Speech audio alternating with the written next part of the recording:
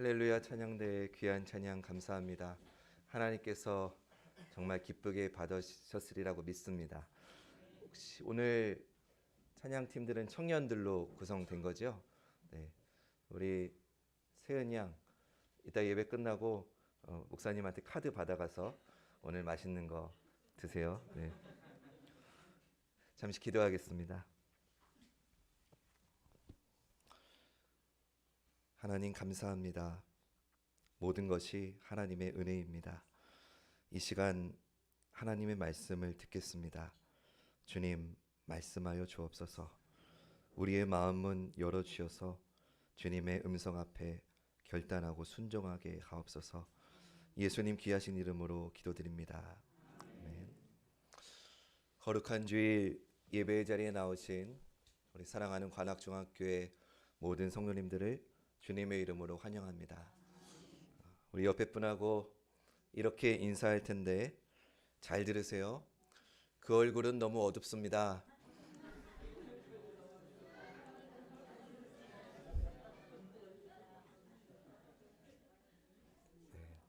웃으시니까 너무 보기 좋습니다. 다시 한번 이렇게 인사합시다. 바로 그 얼굴입니다.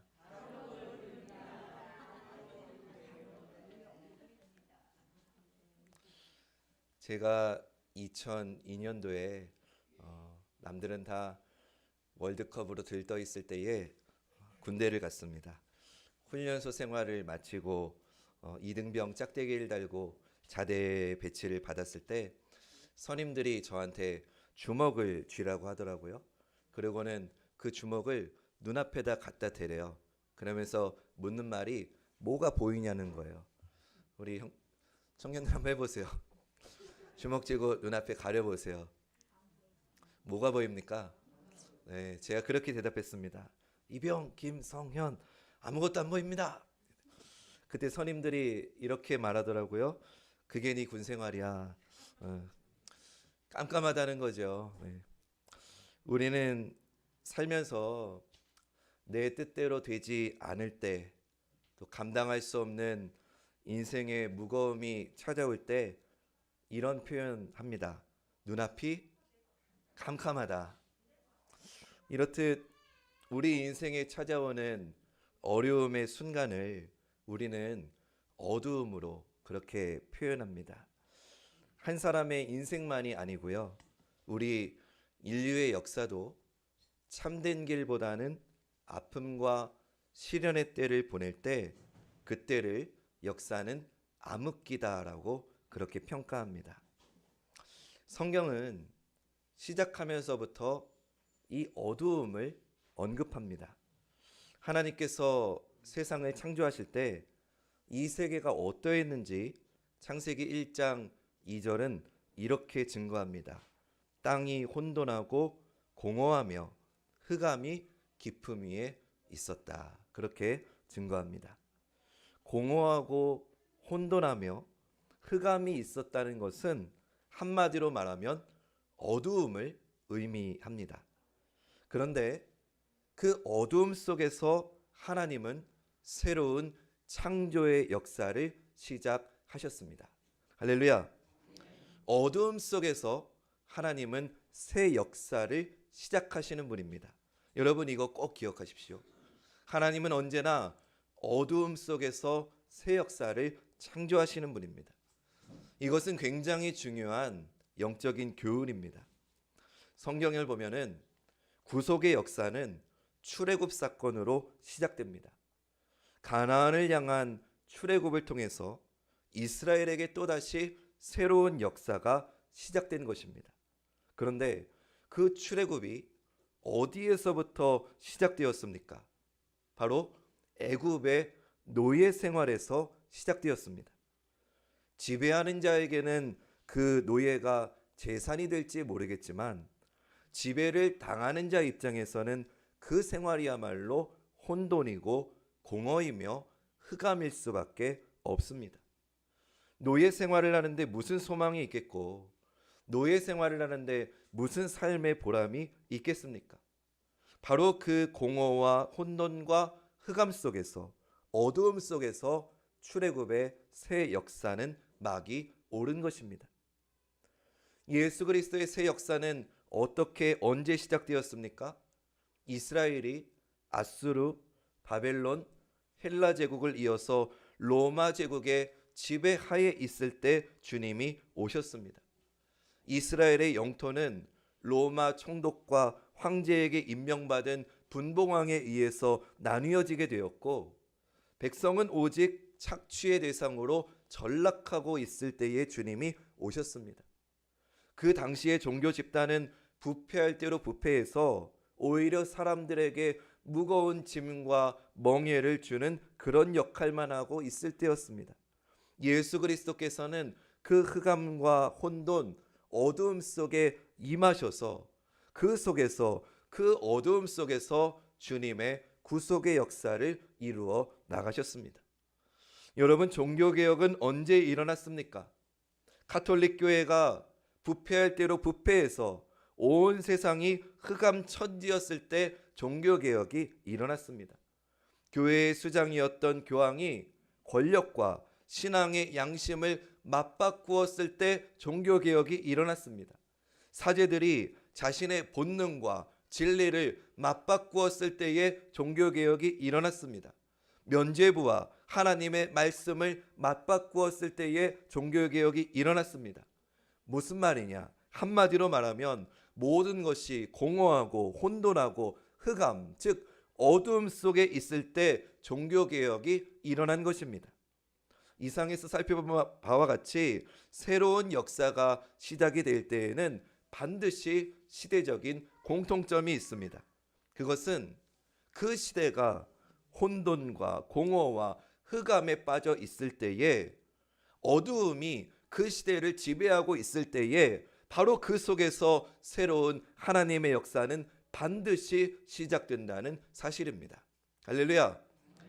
어두움이 지배했을 때 하나님의 역사가 시작된다는 겁니다. 그렇다면 오늘 2021년 우리 대한민국 사회는 어떻습니까? 우리 사회는 지금 어떠합니까? 전체적으로 부패에 있는 것 아닙니까? 공직사회에서의 부패는 어제 오늘 일이 아니기 때문에 새삼스럽게 언급할 필요도 없습니다. 기업은 검은 돈을 주지 않으면 거래가 성사되지 않는 나라가 대한민국이 되었습니다.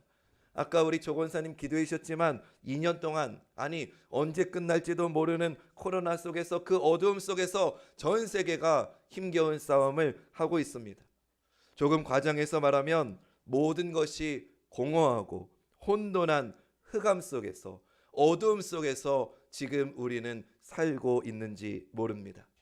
그렇다면 여러분, 지금 우리가 어두움 속에 있다면 지금 여러분들 마음속에 무언가 새로운 사실이 깨달아지는 것이 있지 않습니까? 지금이야말로 그 어두움 속에서 하나님의 역사가 시작될 때인 줄로 믿습니다. 우리 인생도 마찬가지예요. 우리 삶을 살다 보면 하는 일이 잘 될 때가 있어요. 순탄하게 일이 잘 풀려가지고 행복한 때가 있어요. 그러다가도 금방 어려운 일이 생기고 가슴 찢어지는 아픔이 찾아오는 것이 우리의 인생이더라는 거예요. 제가 짧은 목회하면서 깨달은 것 하나가 있는데, 인생이 내 마음대로 되지 않는다는 거예요. 우리 인생이 내 뜻대로 되지 않는다는 거예요. 오늘 우리가 읽은 본문 말씀이 그런 우리의 인생의 모습을 여실히 잘 보여주고 있습니다.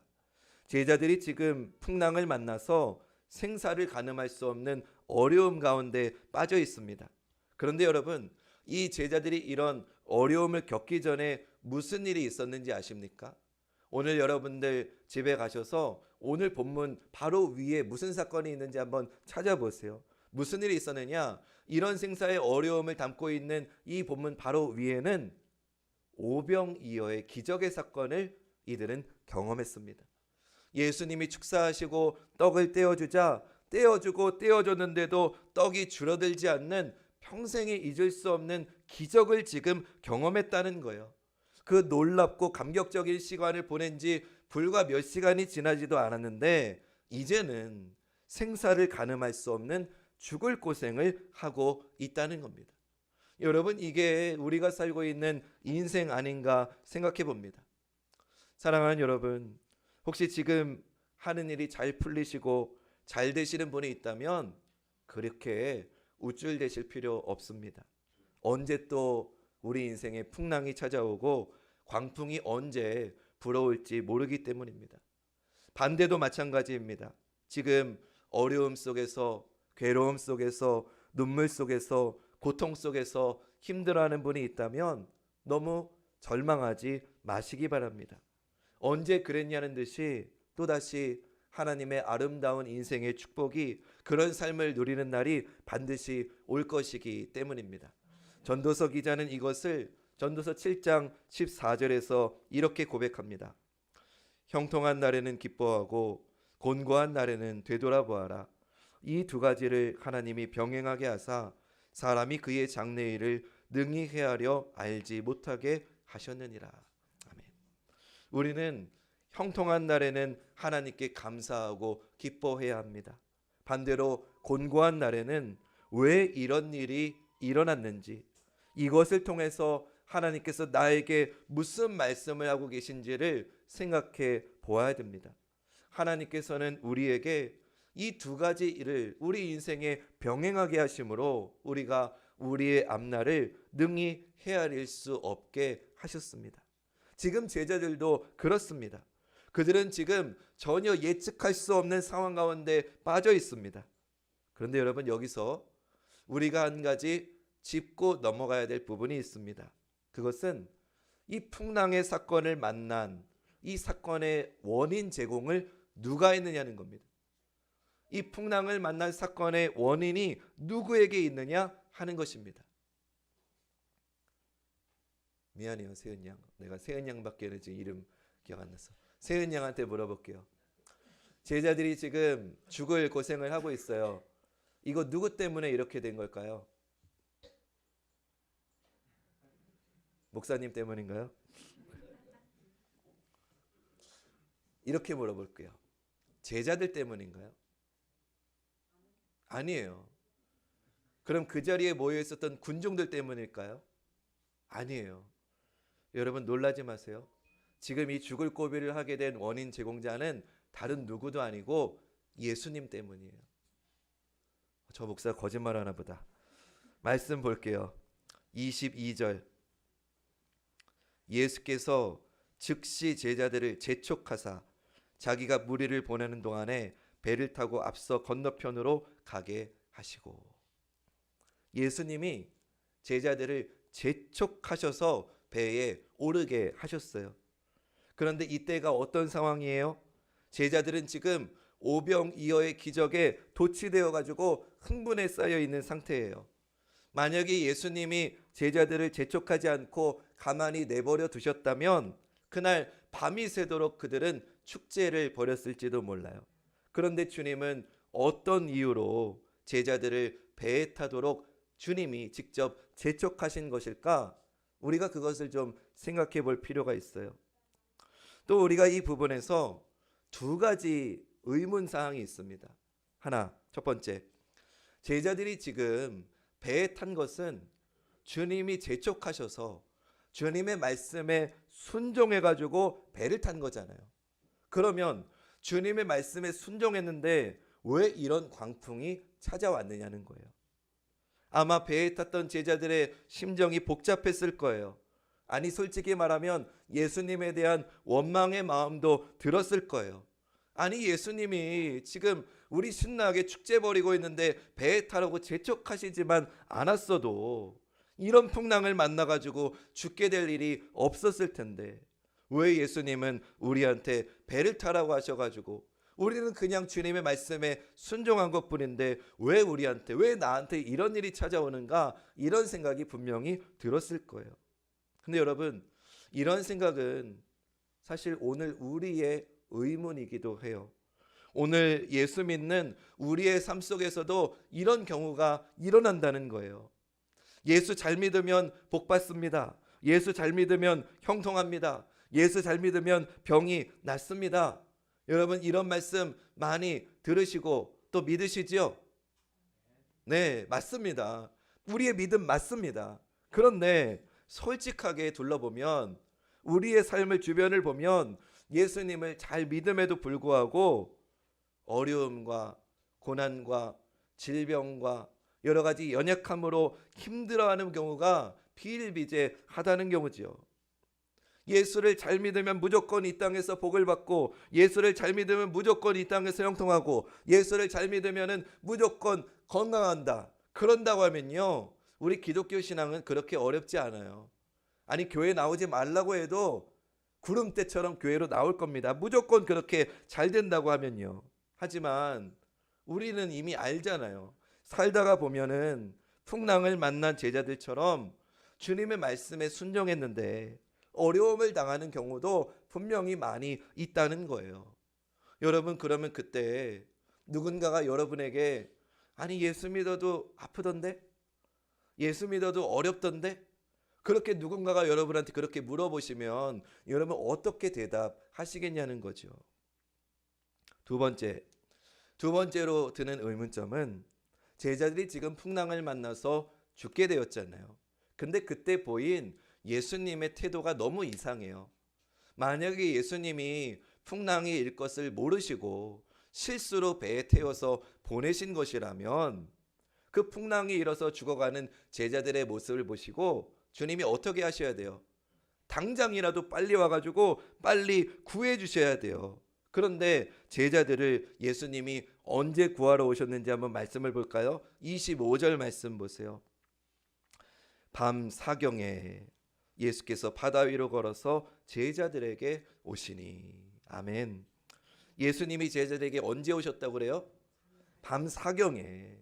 밤 사경은 오늘 우리 시간으로 하면요, 새벽 3시부터 6시에 해당되는 그런 시간입니다. 예수님은 왜 빨리 안 오셨을까? 왜 예수님은 그 제자들이 죽어가는 모습 속에서 빨리 오셔서 구해주지 않으셨을까? 그런 의문이 든다는 거죠. 더 놀라운 것은 뭔지 아세요? 예수님이 그런 풍랑에 빠진 제자들의 모습을 지켜보고 계셨다는 거예요. 저 목사 거짓말한다 싶은 눈치로 지금 다 의심하고 계신 것 같아서 말씀 같은 내용을 담고 있는 마가복음 6장 47절 48절 보면은요, 예수님이 힘겹게 노를 젓고 있는 그들을 보고 계시고 심지어는 그냥 지나쳐 가시려고 했다라고 하는 말씀이 있어요. 제가 읽어볼게요. 저물매 배는 바다 가운데 있고 예수께서는 홀로 무태 계시다가 바람이 거스름으로 제자들이 힘겹게 노젓는 것을 어떻게 해요? 보시고 밤사경쯤에 바다 위로 걸어서 그들에게 오사 어떻게 하려고 하셨다고요? 지나가시려고 하셨다. 여러분, 이상하지 않아요? 지금 제자들은 고통 가운데에서 죽을 고생을 하고 있는데 예수님은 그 모습을 그냥 바라만 보고 계셨다는 거예요. 남이 가수의 노래처럼 그저 바라만 보고 있지예요. 안 웃으시네요. 네. 살다가 보면 우리는 이런 경험을 솔직히 한다는 거죠. 내가 지금 죽을 것 같은데 왜 주님은 지금 당장 나를 도와주지 않으시나?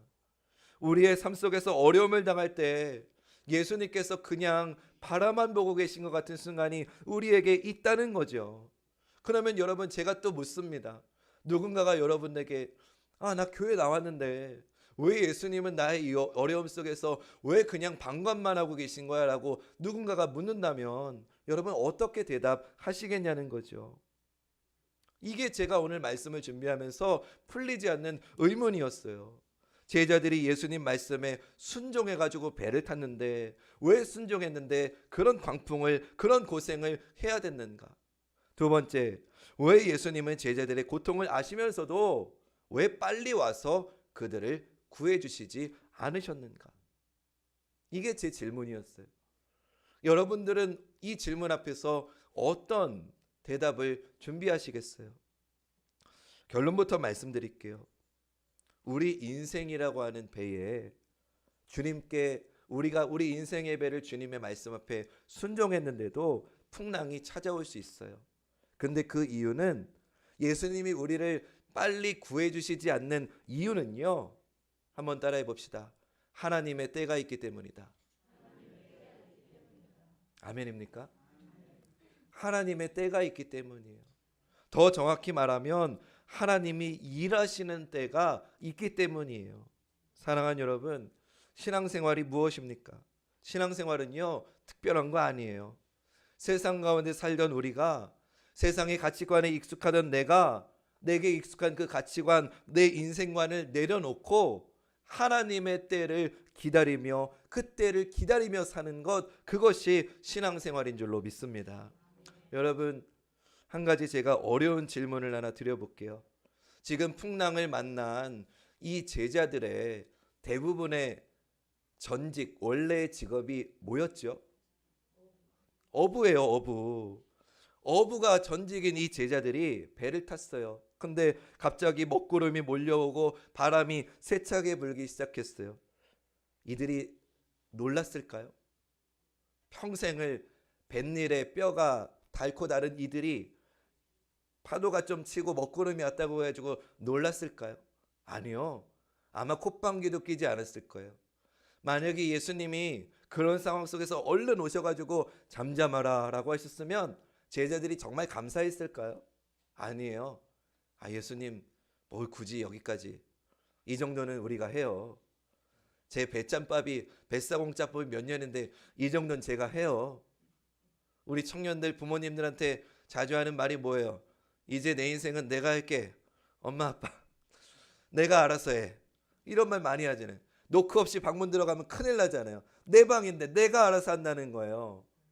근데 이게 청년들만의 얘기가 아니에요. 우리 인생도 똑같아요. 예수님, 이 정도는 제가 할게요. 제가 제 인생 50년 60년을 살았는데 이 정도는 제가 할게요. 목회도 똑같아요. 예수님, 저 안수 받은 지 10년 차예요. 저 전도사 생활까지 하면은 20년 가까이 교회 생활했어요. 이럴 때 성도가 이렇게 나오면 이렇게 대응하는 거 제가 더 잘 알아요. 저 모태 신앙이에요. 예수님 40년 넘게 교회 다녔어요. 예수님 30년, 저는 40년이에요. 가만히 좀 계세요. 주일에만 오세요.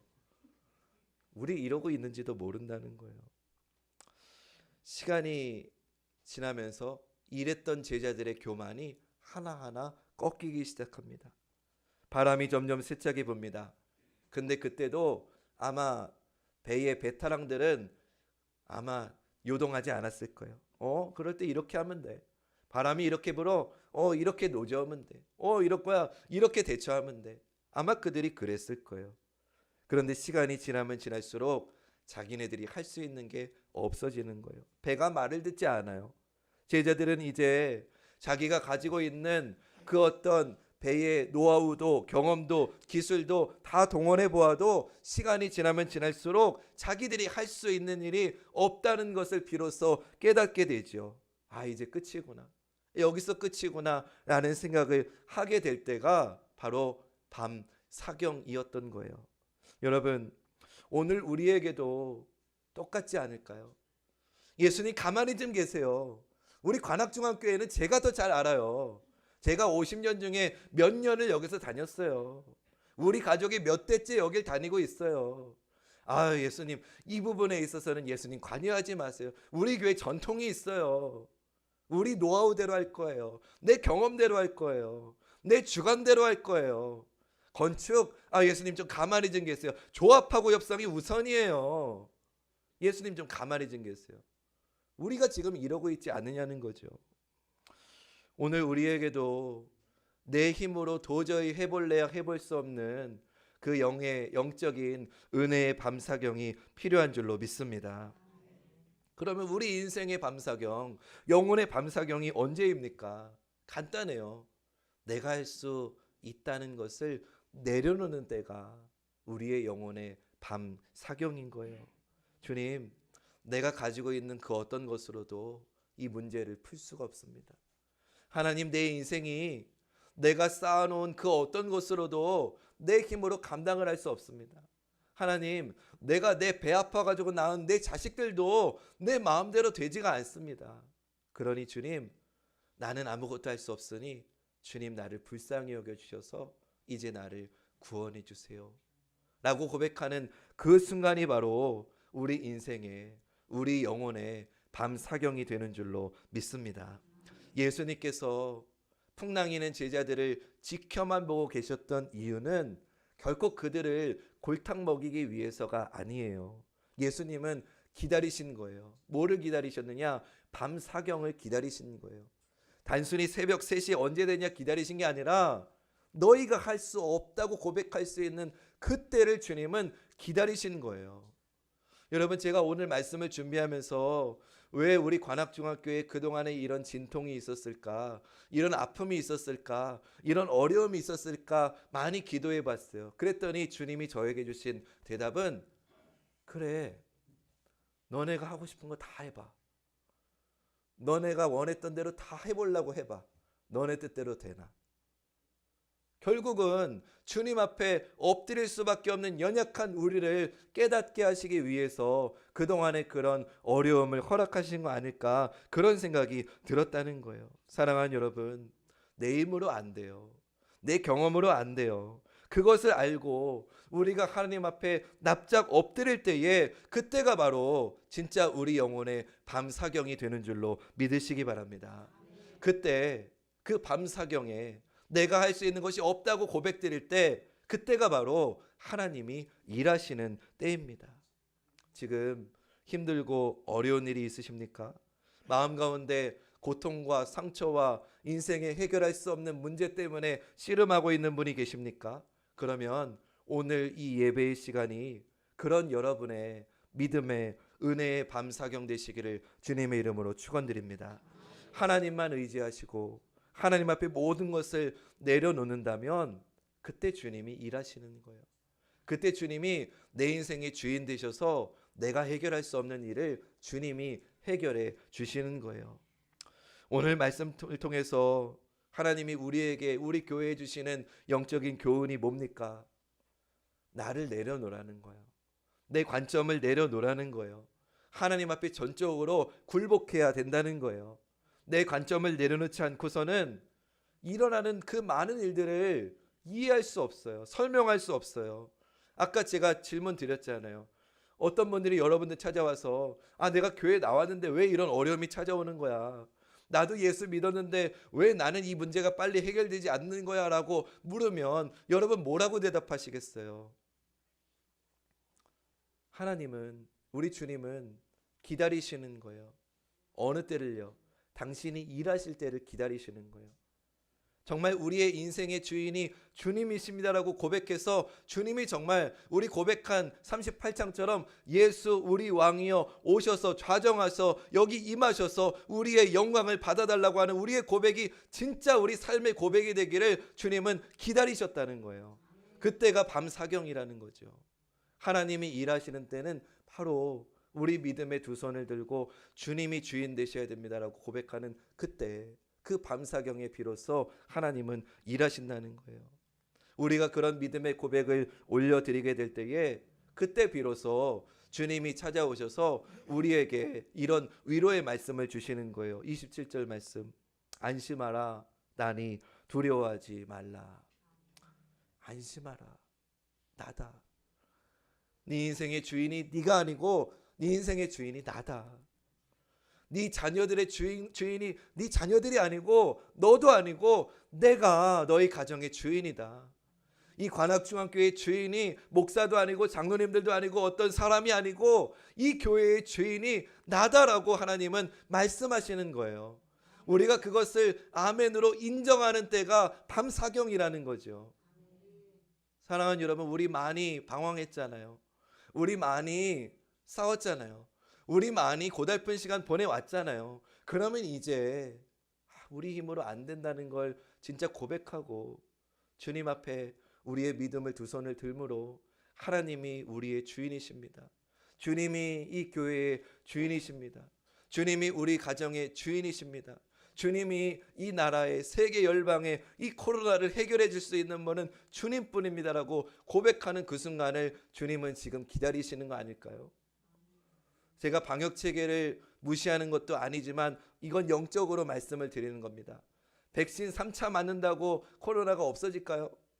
4차, 5차, 6차, 100차까지 맞을지도 몰라요. 그러나 이걸 분명히 알아야 돼요. 우리가 지켜야 될 것은 철저히 지켜야 되지만 이 모든 세계 역사를 주관하시는 주인은, 이 어두움 속에서 새로운 생명의 역사를 일으켜 주시는 분은 백신이 아니고 생명의 주인 되시는 하나님 한 분뿐임을 우리가 믿음으로 고백드려야 될 줄로 믿습니다.